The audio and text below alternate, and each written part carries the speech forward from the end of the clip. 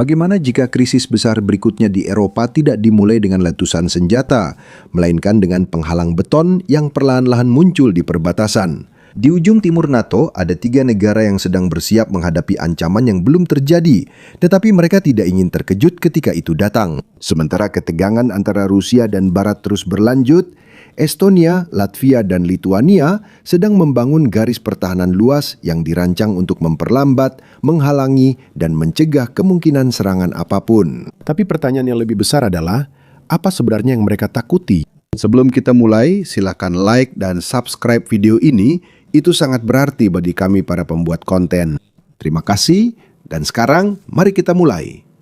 Di bagian timur laut Eropa, 3 negara sedang diam-diam namun terus melakukan persiapan. Negara-negara kecil anggota NATO, yaitu Estonia, Latvia, dan Lituania. Sementara perang di Ukraina terus berlanjut dan ketegangan antara Rusia dan Barat tetap tinggi, negara-negara ini mengubah perbatasan mereka untuk menjadi bagian dari sistem pertahanan yang lebih luas. Menurut para pejabat negara-negara Baltik, tujuannya sederhana, yaitu memastikan bahwa tidak ada calon penyerbu yang dapat masuk dengan mudah dan memberikan cukup waktu bagi sekutu-sekutu mereka di NATO untuk merespons. Salah satu simbol paling mencolok dari persiapan ini adalah yang disebut gigi naga, yaitu penghalang beton berbentuk piramida yang dirancang untuk memperlambat atau menghalangi pergerakan kendaraan lapis baja dan tank. Meskipun jenis pertahanan seperti ini telah lama digunakan dalam sejarah militer, pertahanan ini kembali menjadi penting setelah Eropa melihat bagaimana kendaraan lapis baja berat digunakan dalam perang modern. Di Latvia, pembangunan bagian-bagian dari proyek fortifikasi perbatasan yang baru telah dimulai setelah kesepakatan antara 3 negara Baltik pada tahun 2024. Beberapa lokasi yang akan dibangun pertahanan diambil alih oleh negara demi keamanan nasional, sementara para pemilik tanah diberikan kompensasi menurut pejabat pemerintah. Namun bukan hanya Latvia yang bertindak. Di Lituania, rintangan anti-tank juga ditempatkan di beberapa bagian perbatasannya yang dekat dengan Kaliningrad, eksklav Rusia yang terletak di antara Lituania dan Polandia. Menurut pejabat militer Lituania, ini adalah bagian dari rencana rekayasa yang lebih luas yang bertujuan untuk menggabungkan berbagai jenis pertahanan ke dalam satu sistem. Sementara itu di Estonia, pembangunan rintangan, parit anti-tank, dan infrastruktur lainnya di bagian timur negara tersebut masih terus berlangsung. Tujuannya bukan hanya untuk mencegah kemungkinan masuknya kendaraan militer, tetapi juga untuk memperkuat kendali atas titik-titik penyeberangan utama di perbatasan. Namun penting untuk dipahami bahwa strategi ini tidak hanya didasarkan pada penghalang fisik semata. Apa yang disebut sebagai garis pertahanan Baltik adalah sebuah konsep pertahanan yang lebih luas. Menurut laporan dan pernyataan resmi, dalam pandangan para perencana pertahanan, penghalang tidak harus sepenuhnya menghentikan sebuah serangan. Memperlambat laju musuh lebih penting. Dalam peperangan modern, setiap jam sangat berharga. Jika pergerakan pasukan penyerang lebih lambat, ada lebih banyak waktu untuk mengumpulkan pertahanan, melakukan pengintaian, dan meminta dukungan dari sekutu. Inilah alasan mengapa para analis sering menyebut konsep pencegahan. Pencegahan tidak berarti perang pasti akan terjadi. Sebenarnya tujuannya justru sebaliknya. Pesannya adalah membuat biaya dan risiko dari setiap langkah agresif menjadi sangat tinggi sehingga tidak ada yang berani mencobanya. Ada alasan lain mengapa negara-negara Baltik memandang masalah ini dengan sangat serius. Estonia, Latvia, dan Lituania termasuk anggota NATO terkecil dalam hal populasi dan wilayah.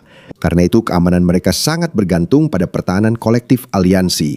Jika ada ancaman terhadap satu negara, teori NATO menyatakan bahwa anggota lain harus membantu. Namun agar sistem itu efektif, pertahanan negara yang pertama terkena dampak harus mampu bertahan terlebih dahulu. Disinilah pentingnya benteng-benteng baru. Bersamaan dengan pembangunan pertahanan ini, NATO juga memperkuat kehadirannya di wilayah tersebut. Rotasi terus berlangsung.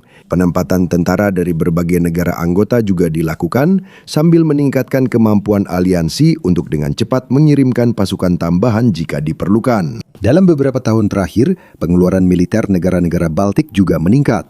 Lebih banyak dana dialokasikan untuk pertahanan udara, sistem pengawasan, pengumpulan intelijen, dan modernisasi angkatan bersenjata mereka.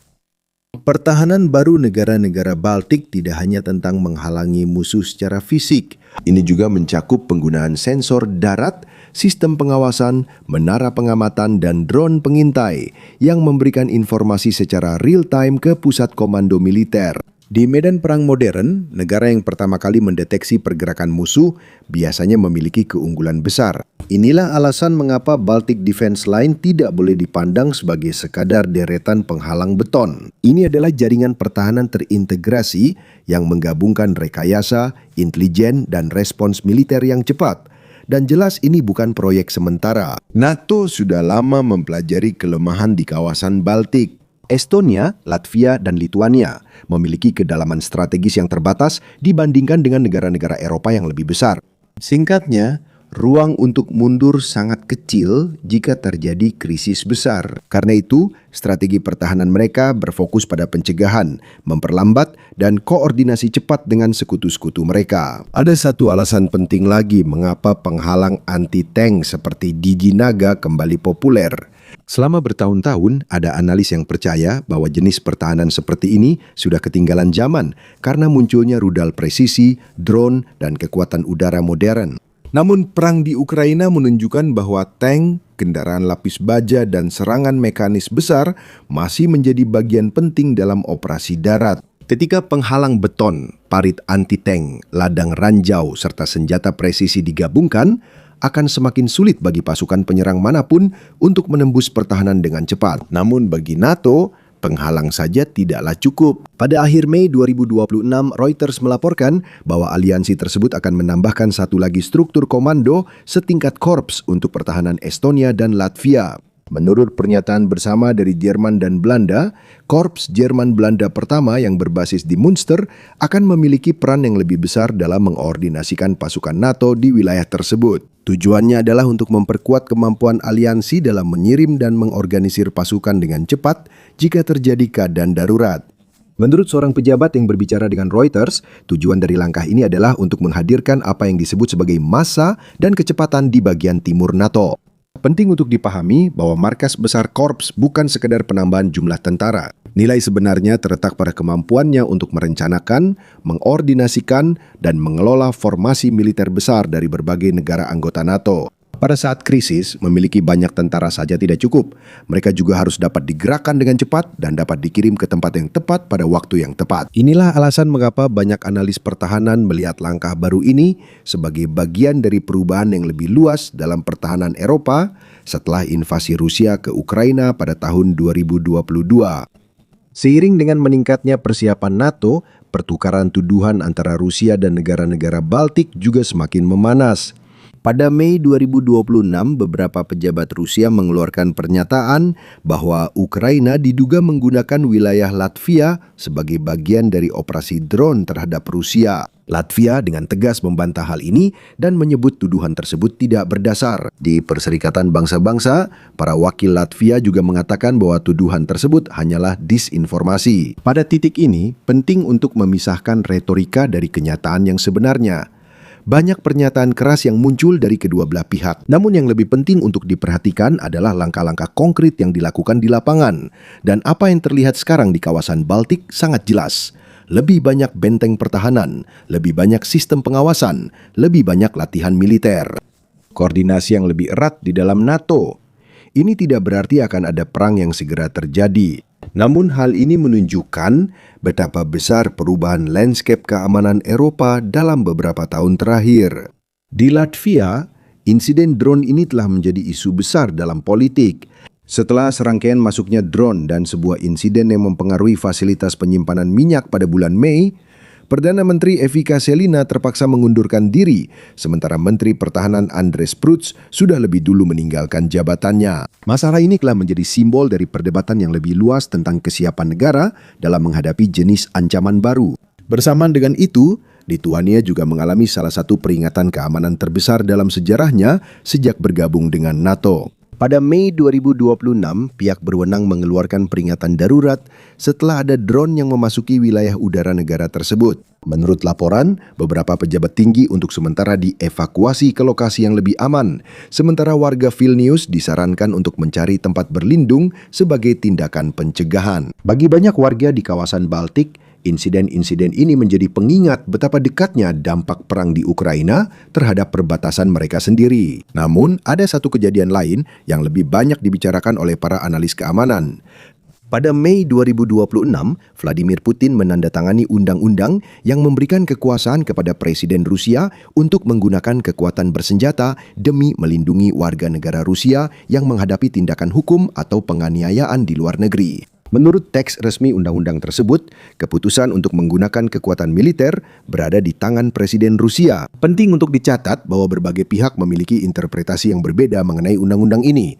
Menurut Moskwa, tujuan dari undang-undang ini adalah untuk melindungi warga negara Rusia dari apa yang mereka anggap sebagai penganiayaan yang tidak adil di negara lain. Namun menurut beberapa analis dan pejabat di Eropa Timur, hal ini menimbulkan kekhawatiran karena dapat digunakan sebagai dasar hukum untuk tindakan yang lebih agresif di luar Rusia. Inilah juga alasan mengapa kekhawatiran semakin meningkat di negara-negara dengan populasi penutur bahasa Rusia yang besar, termasuk Estonia dan Latvia. Di balik semua pertahanan yang dibangun di kawasan Baltik, ada satu pertanyaan yang terus mengganggu para ahli strategi Eropa. Apakah persiapan ini cukup jika ketegangan antara NATO dan Rusia semakin memburuk? Pada awal tahun 2026, beberapa analis pertahanan dan lembaga think tank menerbitkan berbagai studi tentang kemungkinan hasil dari krisis di kawasan Baltik. Ini termasuk simulasi dan skenario simulasi perang yang mencoba memperkirakan seberapa cepat sebuah konfrontasi besar-besaran dapat berkembang. Namun penting untuk diingat bahwa studi semacam ini bukanlah prediksi masa depan. Ini hanyalah analisis yang didasarkan pada asumsi tertentu dan situasi hipotetis. Bukan hanya penghalang konkret yang ditambahkan di perbatasan. Latihan militer juga semakin sering dilakukan, berbagi intelijen semakin luas, rencana pengerahan pasukan dipercepat, dan koordinasi antar negara anggota lebih erat dibandingkan kapanpun setelah Perang Dingin. Menurut pandangan NATO, cara paling efektif untuk mencegah perang adalah memastikan tidak ada siapapun yang berpikir bahwa perang itu mudah dimenangkan. Inilah juga alasan mengapa kehadiran aliansi di Eropa Timur terus diperkuat. Mulai dari kelompok tempur multinasional hingga struktur komando baru, jelas bahwa NATO sedang berusaha menunjukkan kemampuannya untuk merespons dengan cepat jika terjadi keadaan darurat. Sementara itu, bagi Rusia, sebagian besar sumber daya militernya tetap terfokus pada perang yang sedang berlangsung di Ukraina. Lebih dari 4 tahun setelah invasi skala penuh dimulai pada tahun 2022, perang tersebut masih terus memengaruhi ekonomi, tenaga kerja, dan perencanaan strategis Moskwa. Namun, kemungkinan kecil bukan berarti mustahil. Dan dalam bidang keamanan nasional, pemerintah tidak bersiap untuk skenario terbaik. Mereka bersiap untuk kemungkinan terburuk yang bisa terjadi.